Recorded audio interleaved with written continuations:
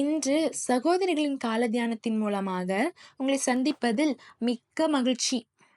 இன்றைய வேத வாசிப்பு நீதிமொழிகள் 24வது அதிகாரம் 23 34 வசனங்கள் வரை.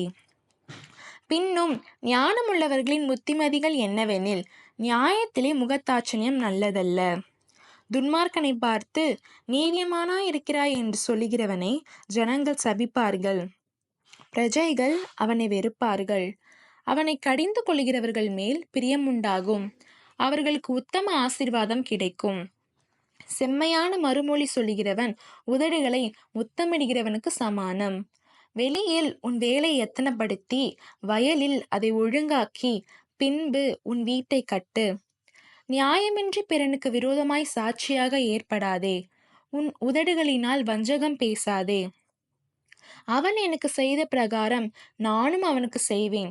அவன் செய்த செய்கைக்கு தக்கதாக நானும் அவனுக்கு சரி கட்டுவேன் என்று நீ சொல்லாதே. சோம்பேறியின் வயலையும் மதியீனனுடைய திராட்சை தோட்டத்தையும் கடந்து போனேன். இதோ அதெல்லாம் முள்ளுக்காடாயிருந்தது. நிலத்தின் முகத்தை காஞ்சொறி மூடினது.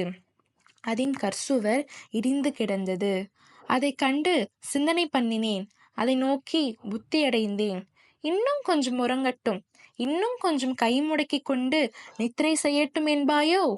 உன் தரித்திரம் வழிபோக்கனை போலும், உன் வறுமை ஆயுதம் அணிந்தவனைப் போலும் வரும். ஆமீன்.